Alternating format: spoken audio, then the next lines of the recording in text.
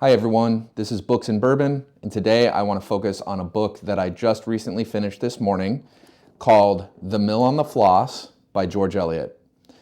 George Eliot is a woman, not a man, writing under the pen name, and she was a Victorian author, Victorian England, and I am a lover of Victorian literature, and I studied it in graduate school.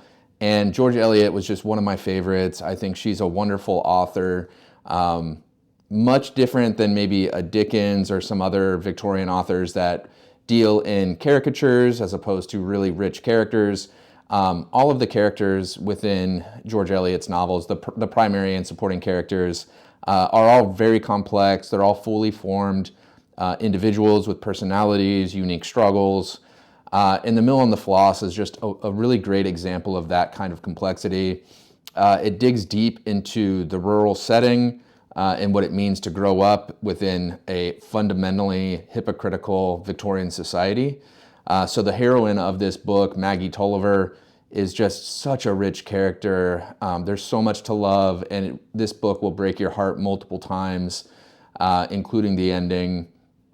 And Middlemarch, which she published after this, is kind of considered her masterpiece.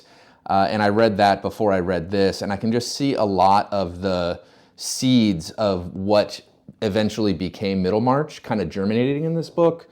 And, just really complex social relationships within a community, that complex social atmosphere inhabited by really complex characters,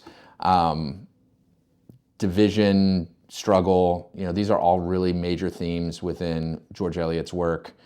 So I highly recommend this book. I know it's probably not for everybody. I happen to love Victorian lit, like I said, and there's just nothing like it. Like if you've read a Victorian novel, you know what I'm talking about, where they just don't make books like this anymore. I'm not saying they should. It would probably come off as very contrived, but it's just like a period of time where they were making these big novels that were super rich, super interesting, and I loved this book, and I highly recommend it. And if you're reading this book, I want to say as well that you can read it while sipping on a great pour, Four Roses single barrel.